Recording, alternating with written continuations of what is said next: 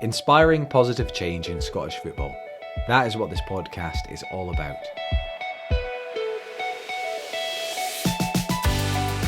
Hello everyone and welcome to the Improving Scottish Football podcast.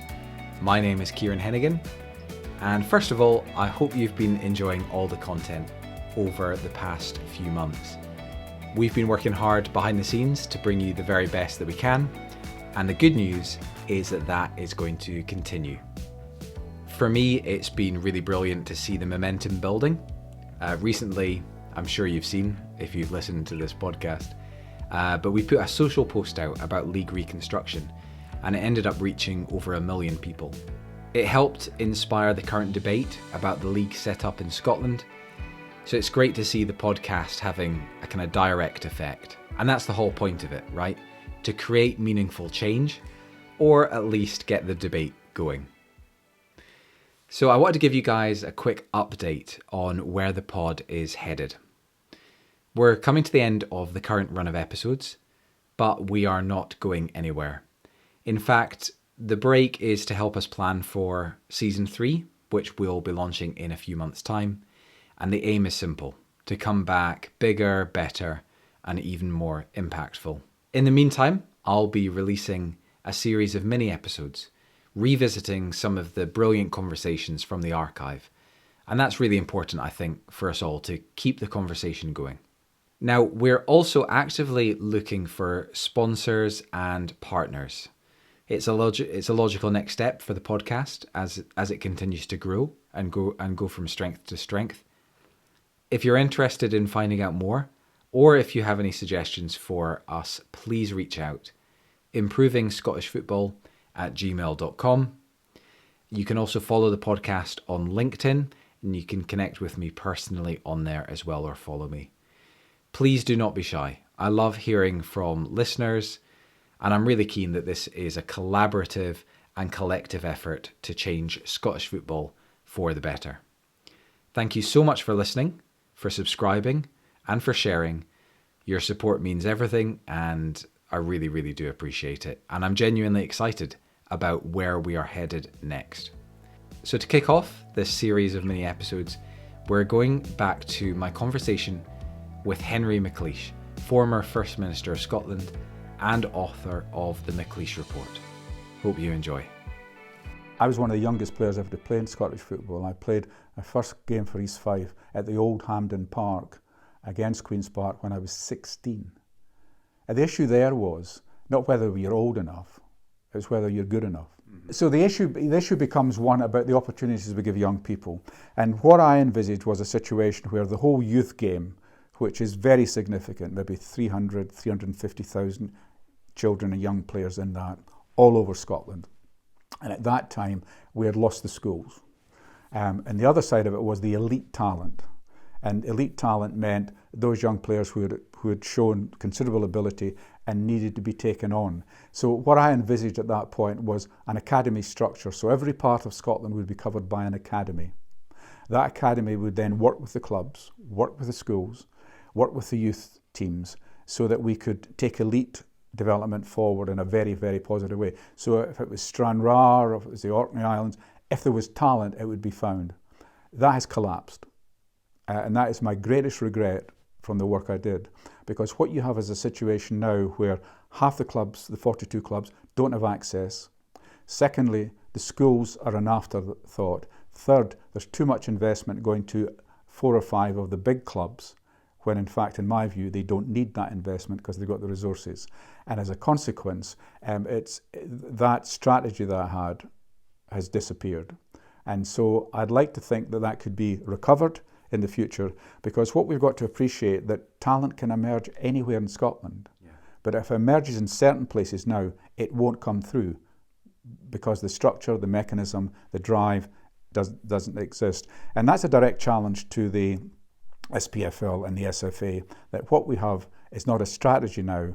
We have this kind of simple approach that money talks, and as a consequence, the large clubs in the Premier League can exercise that muscle much to the advantage, not only of the other clubs, but actually to children and young people coming through the game in Scotland.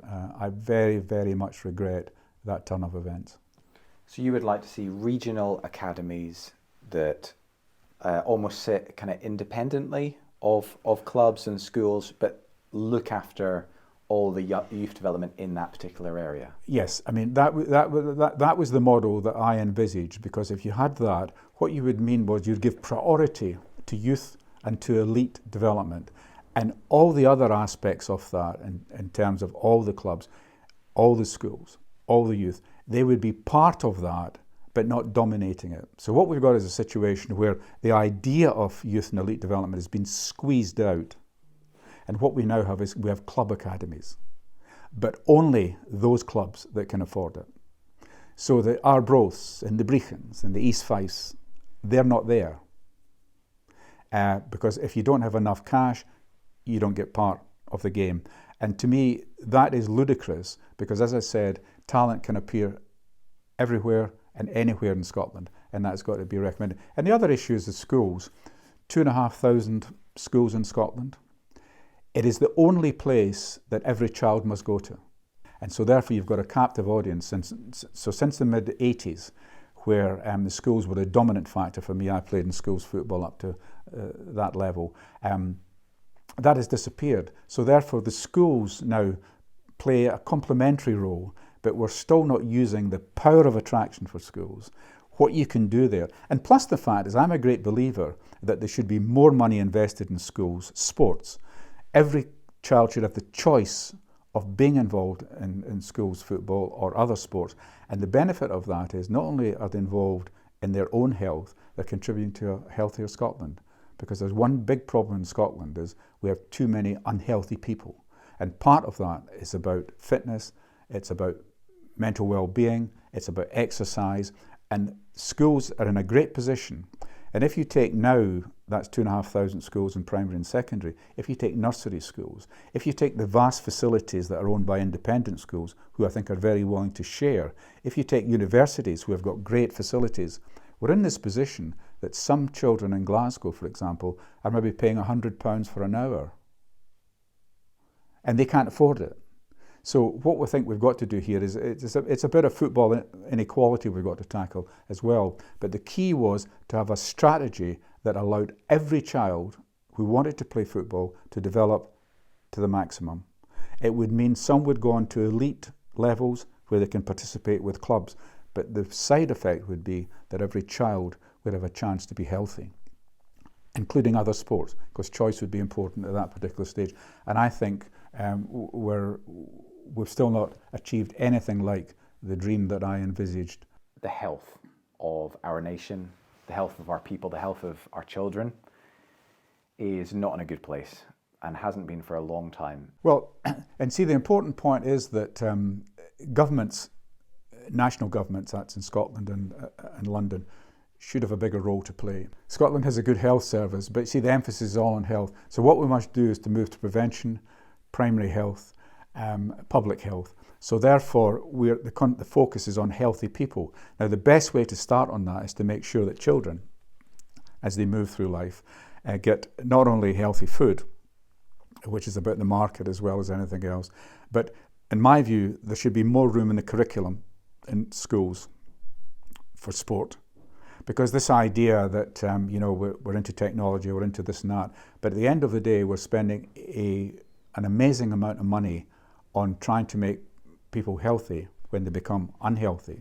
And the focus is, and sport has a great role to play in that. And the other issue for me is the whole question of where does sport, and talking about football, fit into that national programme of renewal in the country. It's tough because a lot of people will say, well, we don't have the money to invest in the health service, never mind start to invest in this healthy living. We can't afford not to. And this is why I think that if we had a bigger ambition for football, we would be preaching that from every possible forum, that we want to take part in a bigger Scotland effort, a bigger sporting effort, to make sure that children are focused on first and we turn them into healthy people. Now, that should be, in my view, become a crusade, because at the end of the day, if we have countervailing forces undermining health, we've got to have positive forces tackling it at the other end. And that's The ambition's not big enough, and that's one of my biggest criticisms of football, is that, look, I think a lot of things have developed in football, a lot of positive developments have been made, but the ambition's too small. I want Scotland to be in a position, football-wise, that it qualifies for every World Cup, every Euro. I want the club teams to be making more progress in Europe, and we're not. And then people will say, well, look, society's changed, there's money's big in the game, finances change. But let's just step back. Why is it that Scotland was the second country to form an association after England? After 150 years, we've seen a situation where the Lisbon Lions, the first team in Britain, okay, different culture, different society, different industrial background, but nevertheless, the Lisbon Lions, I had the privilege of meeting most of them at a reception in Glasgow. Tremendous evening for me. And then, as a 12-year-old, and we tend to forget this, why is it that Scotland has hosted some of the biggest crowds in Glasgow that the world has ever seen, even including Brazil? And of course, you've got 140,000 Scotland playing England. But when I was 12, the biggest thrill of my life up to that point, or at that point, was to go and watch Real Madrid play Eintracht at Hampden. You watched that game? My father luxuriously was in the stand, and I was stuck on the terrace with a friend of his. But the point was, this was 7-3 for Real Madrid. And the most amazing thing was that Real Madrid had beaten Barcelona, not a mean side. And of course, Eintracht Frankfurt, they had played Glasgow Rangers in the semi-final. At Ibrox, Eintracht Frankfurt beat Glasgow Rangers 6-3. And in Germany, they beat them 6-1. So on aggregate, one of the best teams that's ever played in Scotland, Glasgow Rangers at that time, were beaten 12-4. So hey presto, here's the match. And so it started off, as Scots normally do, 129,000 people in that stadium, and they were all supporting Eintracht Frankfurt at the start because they had beaten Rangers, and we're a generous fan base. But then you're a team which was Dominguez, Marquitos, Passion, Vidal, Santa Maria Zaraga, Canario del Sto, and then listen to it, Di Stefano, Puskas, and Hento. Wow. It was like watching the Harlem Globetrotters. 3 and 4 goals each for Di Stefano and Puskas. It lit up, to me, an amazing future for the Scottish game because A, we were hosting it, B, we had the greatest fans, and we still do, in the world. Pity the team doesn't match it. But these are high points in the life of a country that is immersed in football. And for me, that you can look backwards with nostalgia. But I would like to look backwards and think, if we can do that once, why can't we do it again? Of course the world's changed, of course the financial context has changed, but it's that determination, it's that drive, it's that excitement about skills, it's that excitement about talent. And if we can do all of that, you give young people something to look forward to. The Olympic Games has shown there kids who are in gymnastics, whatever, they see the world's best. Now, we have hosted the world's best. We have been in Europe club best. And maybe it's a bit naive to think in the modern era that we can repeat some of that. But that's where the ambition comes from. I just don't think we're ambitious enough. And that's just not a problem for floor 6 at Hampden. It's a problem, I think, generally for Scotland. We can be much better than we are.